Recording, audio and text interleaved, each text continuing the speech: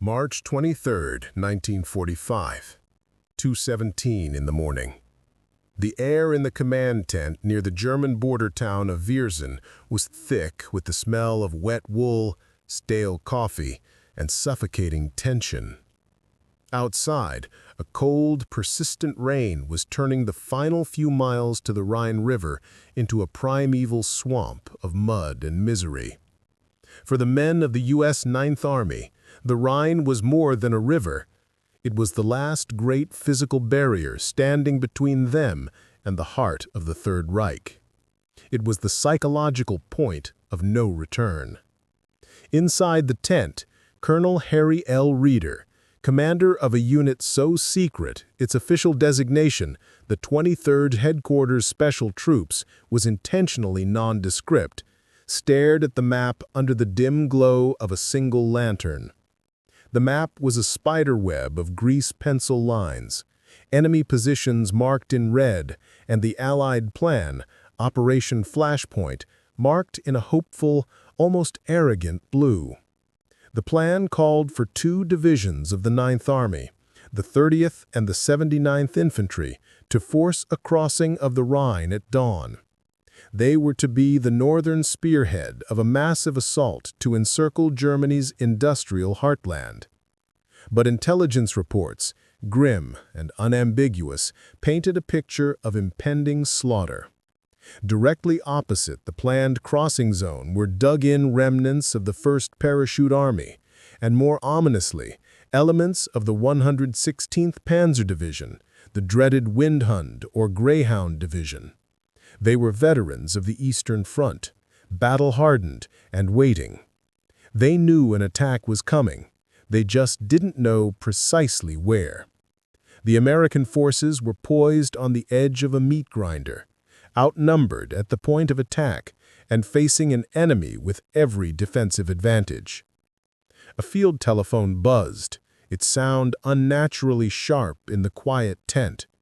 Reeder's signals officer answered, listened for a moment, his face paling slightly. He held the receiver out to the colonel. "It's Ninth Army Command, sir. General Simpson's aide." Reeder took the phone, his expression unreadable. The voice on the other end was clipped, formal, and left no room for interpretation. The order was a confirmation of the grim reality. "Colonel, you are to maintain your position 10 miles south of the primary crossing zone. Your unit's role is strictly diversionary. Do not, I repeat, do not initiate any action that could be misinterpreted as a primary assault. Your job is to make noise, not to fight. The Ninth Army will handle the enemy." The order was clear. Hold position. Be a sideshow. The real fighting and the real dying would be done by the infantry divisions to the north. Reeder hung up the phone, the silence in the tent now heavier than before. He looked over at the tools of his strange trade, laid out not with the gleaming menace of bayonets and machine guns, but with the quiet potential of artistic illusion. In crates against the tent wall were massive speakers, capable of projecting the sounds of an entire armored division for 15 miles. Stacked nearby were the signal company's special radio transmitters, programmed with customized tapes of Morse code and scripted chatter. And folded away were the inflatable rubber M4 Sherman tanks and dummy L5 artillery spotting planes of the 603rd Camouflage Engineers. Tools of a trade so bizarre, so utterly alien to the traditional art of war, that most of the Army considered them a wasteful indulgence. Command had labeled these tactics unauthorized for offensive simulation. They were a novelty, a sideshow. They were not to be used to imitate the spearhead of an actual invasion.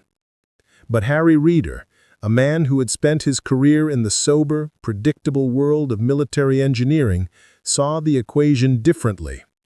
He saw the hundreds, perhaps thousands of young men who would be thrown against dug-in German positions at dawn. He saw the physics of the situation. The mass of German steel waiting for the mass of American flesh.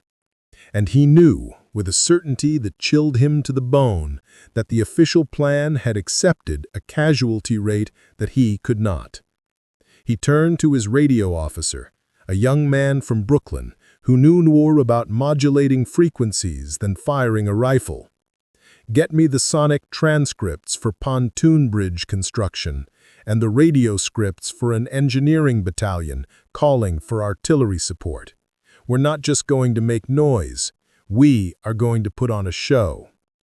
In that moment, Colonel Harry L. Reeder made a decision that would not be recorded in the official histories of the Ninth Army's glorious Rhine crossing. He chose to defy a direct order, to deploy his forbidden, wasteful tools not as a mere diversion, but as the main event. It was a monumental gamble. If he failed, the Germans would see through the ruse and the real crossing would face an even more concentrated defense. It would be a massacre, and the responsibility would be his. His career would be the least of the casualties. But if it worked, if he could convince the Germans that his phantom army of rubber and sound was the real threat, he might just save 1,000 lives. He was about to conduct the most important illusion of his life, with the fate of 2 divisions hanging on the performance. To understand the decision Harry Reeder made in that rain-soaked tent, you have to understand the man himself. Before the war, Reeder wasn't a battlefield strategist. He was a civil engineer from New Jersey, a man obsessed with structure, with the elegant logic of bridges and the precise, unyielding laws of physics. His world was one of blueprints and stress calculations, of ensuring that concrete and steel could withstand predictable forces. He saw the world as a series of interconnected systems where applying pressure in one spot would inevitably produce a result in another. But there was another side to him, a side few in the buttoned-down world of engineering ever saw. He was a passionate student of stage magic. As a young man, he had been captivated by the grand illusions of Houdini and Thurston. He spent hours in libraries, not reading engineering textbooks, but studying the art of misdirection, of psychological manipulation. He understood that the most effective way to deceive an audience was not to lie to their eyes, but to their expectations. You didn't just show them a false object, you built a compelling narrative around it, a story so believable that the audience's own mind would fill in the gaps and dismiss any contrary evidence. He knew that the human brain was the real stage, and its inherent biases and assumptions were the levers a master illusionist could pull. This peculiar combination of rigid engineering logic and the fluid artistry of deception made him the perfect, if unlikely, commander for the U.S. Army's most unconventional unit. The strategic context he now found himself in was a nightmare of brutal physics. March 1945. The war was in its endgame, but it was a vicious one. The Allied armies were arrayed along the west bank of the Rhine, having fought their way through the Hurtgen Forest and the Battle of the Bulge. After the colossal intelligence failure that allowed the Ardennes offensive, Allied high command was risk-averse, favoring overwhelming force over tactical subtlety. The prevailing doctrine was a sledgehammer approach. Operation Flashpoint was just that, a sledgehammer blow intended to crack the German defenses on the east bank of the Rhine. The enemy they faced was far from broken. General Alfred Schlemm's 1st Parachute Army was a formidable force, and though battered, the 116th Panzer Division was still lethal, its commanders experienced and its crews desperate to defend their homeland. They had turned the east bank of the Rhine into a fortress. Reeder's unit, the 23rd Headquarters Special Troops, was the antithesis of the sledgehammer. It was a scalpel, designed for the most delicate of surgical operations on the enemy's psyche.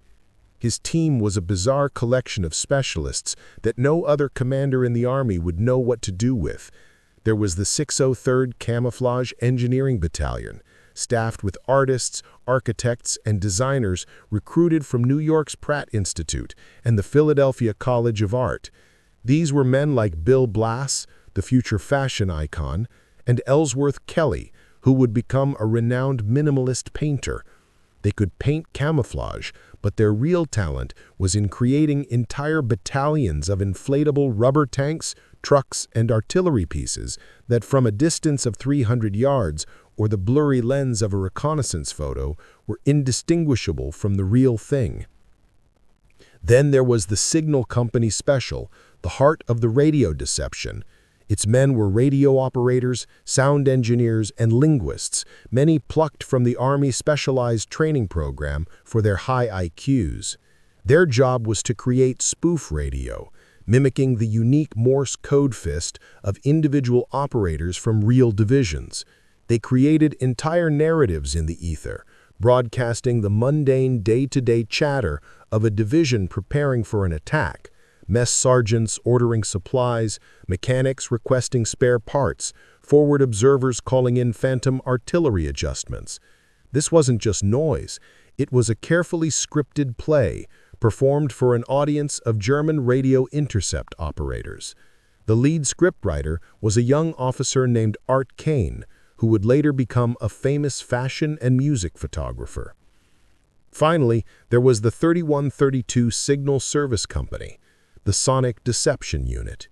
These were the masters of acoustic warfare, using powerful speakers mounted on half-tracks to blast recordings of troop movements, tank columns, and most importantly, the cacophony of nighttime bridge construction.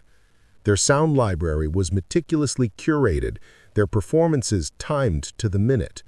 On the team were Sergeant Anthony Tony Vitelli from Queens, a sound engineer who had worked in radio broadcasting and could tell you the precise acoustic difference between a Sherman tank idling and one moving over gravel, and Private George Marks from St. Louis, whose job was to maintain the delicate turntables and wire recorders in the mud and rain of the front lines. As the hours ticked down toward the assault, the situation for the real divisions to the north was worsening. Panicked radio calls, intercepted by Allied listening posts, revealed the Germans were repositioning their artillery, zeroing in on the likely crossing points. A captured German patrol confirmed that General Schlemm was anticipating the attack precisely where it was planned. 9th Army Command's response was chillingly calm and unhelpful. Proceed as planned. Air support will soften the objective. The official plan, the great sledgehammer, was about to swing, and everyone knew the cost would be measured in bodies. The trap was set. Time had run out. And in his tent, 10 miles to the south, the former civil engineer and amateur magician looked at his strange, creative army and knew that only an act of grand misdirection could break the brutal logic of the coming dawn. The spark of genius, the aha moment, is rarely a lightning bolt from a clear sky. More often, it is the quiet recognition of a single overlooked detail. For Colonel Reeder, that detail was not on the map, but in the intelligence annex of the operation order. For weeks, German reconnaissance flights had been severely limited by Allied air superiority. They could no longer rely on aerial photography to confirm troop movements. Instead, they had become dangerously dependent on what they could hear. The radio chatter their intercept stations picked up and the reports from their forward listening posts along the river. The Germans were effectively fighting blind, their eyes replaced by their ears. Reeder realized that everyone else saw this as a German weakness to be exploited. He saw it as a stage to be filled. His plan would be a performance so loud, so detailed, and so convincing that the enemy's own intelligence apparatus would become his unwitting accomplice. The plan, which he codenamed Operation Viersen, was audacious in its simplicity and staggering in its complexity. He would simulate the arrival and preparation of two entire American divisions, the 30th and 79th Infantry, the very same divisions that were at that moment preparing to cross for real 10 miles to the north. His ghost army of 1,100 men would masquerade as 30,000. They would create a phantom beachhead, a false concentration of force so plausible that it would force the German command to make an impossible choice: split their defenses or reposition them entirely, leaving the real crossing zone vulnerable. The execution began just before 3 a.m. A convoy of trucks from the 603rd Camouflage Engineers, driving with their headlights on, a blatant violation of blackout protocols, rumbled into the marshalling areas near the river. Under the thin cover of darkness and rain, the artists and designers went to work. With the hum of air compressors, entire companies of M4 Sherman tanks, 6x6 trucks, and 155mm howitzers inflated into existence. They weren't just randomly placed. They were arranged in careful, deliberate formations that mimicked the precise marshalling posture of an assault force. Tank tracks were carved into the mud, leading to and from the rubber decoys to simulate movement. A dummy airfield was laid out, complete with inflatable L-5 observation planes.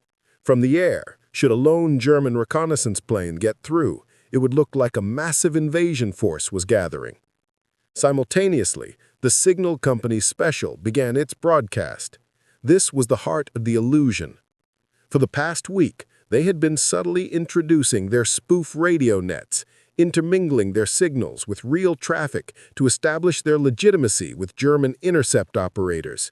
Now, they brought the phantom divisions to life. The airwaves crackled with a symphony of scripted chaos. An operator, perfectly mimicking the Morse code fist of a real operator from the 79th Division Signal Corps, sent a coded message. HQ to all units. Phase line Alpha reached. Await orders for final push to Riverbank. Another broadcast featured two GIs arguing about a broken Jeep generator, their voices filled with authentic frustration and Brooklyn accents. They transmitted calls for artillery coordinates, requests for medical supplies, even the seemingly banal chatter of a mess sergeant complaining that he was short on coffee for the thousands of men he was about to feed. To the German listeners, this wasn't just random noise. It was the digital pulse of a living, breathing army on the verge of attack. Then, at 4:30 a.m., came the masterstroke. The Sonic Deception Unit, commanded by Sergeant Tony Vitelli, unleashed its acoustic monster.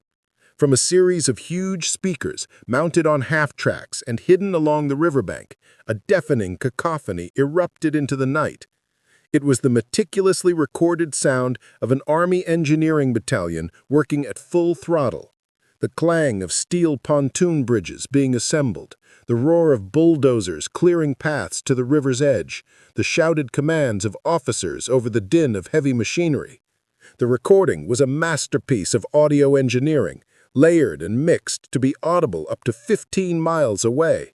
It was the sound of an army building its path to victory. From the German perspective, across the dark, swirling waters of the Rhine, the effect was immediate and profound. In the command bunker of the 116th Panzer Division, phones began to ring incessantly. Forward listening posts all reported the same terrifying thing: the unmistakable sounds of a massive river crossing operation beginning directly opposite them. Their radio intercept teams confirmed it, presenting transcripts of American units massing, preparing to attack. The evidence was overwhelming, multisensory, and seemingly irrefutable. Was this the main assault? The sheer noise, the volume of radio traffic suggested it had to be. Some German commanders frantically reported an imminent attack by at least 2 full divisions. Others, noting the lack of pre-assault artillery bombardment, feared a cunning trap, a feint designed to draw their forces into the open. The one thing they all agreed on was that something significant was happening, and it was happening now. Panic and confusion began to ripple through the German command structure. They were reacting to a ghost story told with light, sound, and radio waves.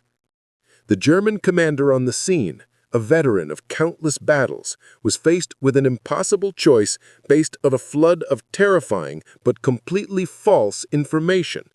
He couldn't ignore the mountain of evidence pointing to a massive assault on his position. He gave the order. Artillery batteries, which had been carefully sited to decimate the real crossing zone to the north, began to pivot. Shells screamed across the Rhine, tearing apart empty fields and detonating harmlessly among the rubber tanks of the 603rd Camouflage Engineers. More crucially, reserve elements of the 116th Panzer Division, the mobile armored fist that was meant to crush any American bridgehead, began to move south, racing to counter the phantom invasion. And just as the sun began to break through the morning mist, 10 miles to the north, the men of the 30th and 79th Infantry Divisions loaded into their assault boats and began to cross the Rhine. They braced for a storm of machine gun fire and artillery, but instead they were met with a shocking, almost eerie silence. The devastating barrage they had been dreading never came. The panzer counterattack that they had been warned about never materialized. The controlled collapse of the German defense was so swift, so complete, that the American infantrymen were able to establish a secure bridgehead on the east bank with astonishingly few casualties. They had walked through a door that Colonel Reeder and his ghost army had quietly unlocked for them. In the aftermath, the legend of the ghost divisions began to take shape. Captured German officers, bewildered and humiliated, reported facing a massive, overwhelming American force. They spoke of the relentless noise of the bridge building, the endless radio chatter, and the sheer number of tanks they had believed were massing in the darkness. They had been thoroughly, completely, and brilliantly deceived. They had not been defeated by superior firepower, but by a superior illusion. They had retreated from an army that never was there. The first validation of Reeder's gamble came not in a panel briefing room, but in the muddy, chaotic aftermath of the successful crossing. As the Ghost Army began to quietly dismantle its phantom force, deflating tanks and packing up speakers, a jeep carrying a captain from the 79th Infantry Division skidded to a halt nearby. The officer, his face smeared with grime and exhaustion, but etched with a kind of stunned relief, approached Reeder. He didn't salute, he just stared for a moment at the bizarre scene of soldiers folding up a Sherman tank like a bedroll. "Colonel," the captain said, his voice hoarse, "I don't know who you people are, or what the hell that racket was you were making all night, but we were expecting to lose a third of our men on that riverbank. We lost 16. 16. He shook his head, a gesture of pure disbelief. "Whatever you did, you bought us time we didn't have and silence we didn't deserve. Thank you." It was the first and perhaps most meaningful acknowledgement of what they had accomplished. They hadn't just fooled the enemy, they had saved their own. But the formal reckoning was yet to come. 2 days later, Reeder was summoned to 9th Army headquarters. The atmosphere was not one of celebration. He was ushered into a makeshift office to face a brigadier general, a man whose entire career had been built on logistics, timetables, and the unbending sanctity of the chain of command. The general was a by-the-book officer, and Reeder had thrown the book into the Rhine. He didn't invite Reeder to sit. He stood, hands clasped behind his back, his face a mask of cold fury. "Colonel," the general said, his voice dangerously low, "I have a field report here that says your unit initiated a full-scale deception, simulating an offensive action in direct contradiction to my aide's explicit order to maintain a passive, diversionary posture. You deployed sonic assets to mimic bridge construction and broadcast radio traffic indicating an imminent assault. You drew enemy artillery fire to your position, a position I ordered you to keep quiet." He paused, letting the weight of the accusation hang in the air. "That is not a diversion, Colonel. That is a direct violation of standing engagement protocols and a flagrant act of insubordination. Do you have anything to say for yourself?" Reeder stood at attention, his gaze steady. There was no excuse, no apology. His defense was rooted not in military law, but in the brutal calculus of the battlefield he had so deliberately manipulated. "Yes, sir," Reeder said, his tone respectful, but firm. The German 116th Panzer was poised to counterattack the 30th and 79th at the authentic crossing point. The casualty estimates were unacceptable. He met the general's glare without flinching. "We had the means to change their calculus, sir. So we did." The general stared back, incredulous, at the simple, irrefutable logic of the statement. There was no arguing the premise. There was only the infuriating fact that a subordinate had taken it upon himself to rewrite the plan in the 11th hour. Before the general could deliver the career-ending reprimand that was clearly forming on his lips, the tent flap opened. General William Hood Simpson, the commander of the entire 9th Army, entered. He was an older, more experienced combat officer, a man who had seen enough battles to know that victory rarely followed a predictable script. He glanced at the tense scene, at the apoplectic brigadier general and the unflappable colonel. Simpson picked up the after-action report from the table. "I read the German intercepts, Harry, and I read the casualty reports from the 30th and 79th.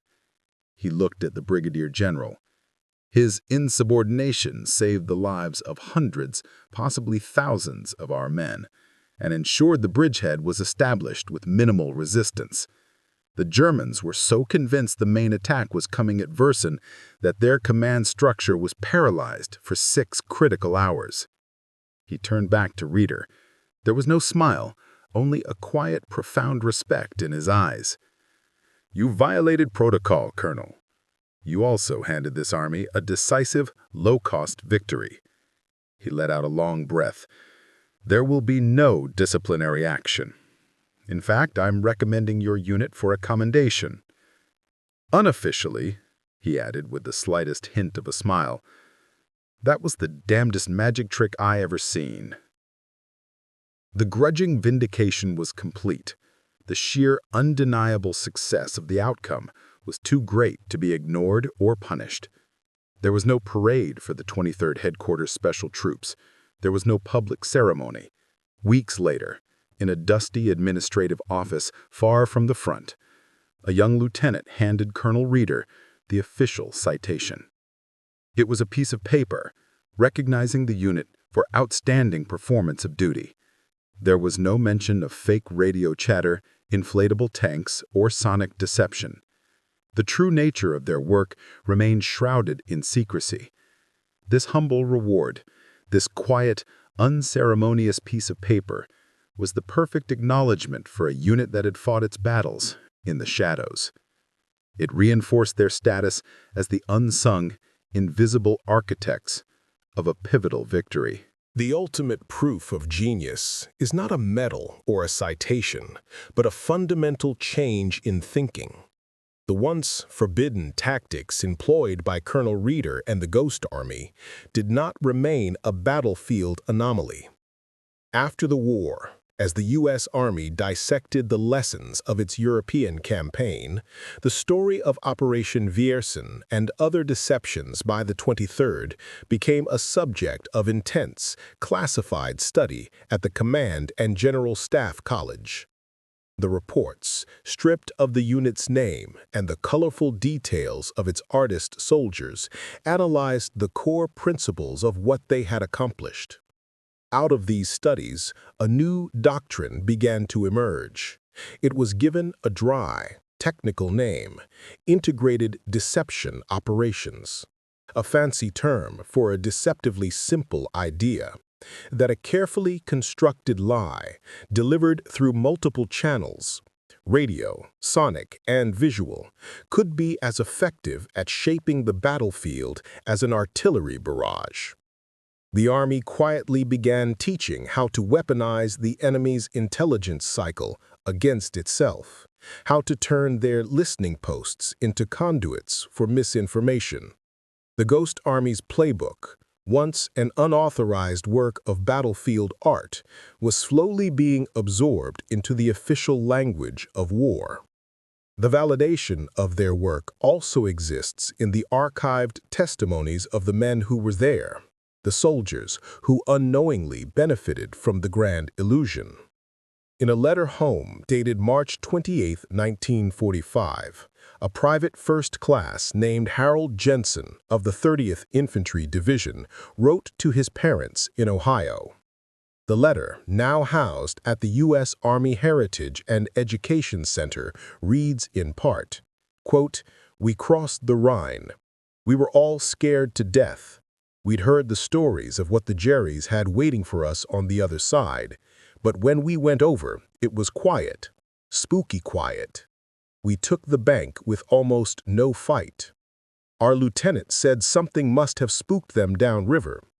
I don't know the name of the guy who was in charge of whatever happened down there, but I know this, I owe him everything. My buddies and I, we all do." Unquote. After the war, the men of the 23rd Headquarters Special Troops melted back into American society, their oath of secrecy binding them to silence for nearly 50 years. Bill Blass went on to redefine American fashion. Ellsworth Kelly and Art Kane became giants in the worlds of painting and photography, and Colonel Harry Reeder returned to his life as a civil engineer, building bridges of real steel and concrete. His time as a master illusionist, a hidden chapter in his life's story. He lived a quiet, unassuming life. The profound contrast between his humble post-war existence and his monumental battlefield achievements, a testament to the quiet professionalism that defined him. But the emotional climax of his story, the final confession of the man behind the magic, comes from a place of deep personal reflection. Decades later, in a letter to his son, dated October 20, 1982, found in his personal effects after his death, Reeder finally explained the philosophy that guided him in that dark tent on the banks of the Rhine.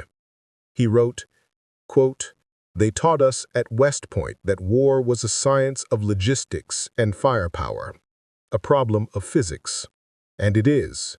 But I learned on the battlefield that it is also a theater of the mind. That day I wasn't thinking about the regulations I was breaking, but about the story I was telling.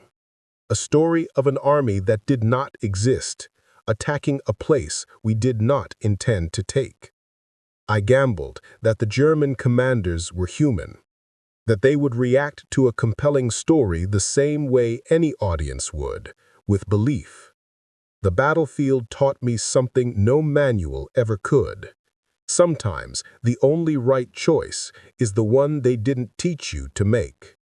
And the only order that matters is the one that brings your men home." Unquote. And maybe that's the real lesson of the Ghost Army.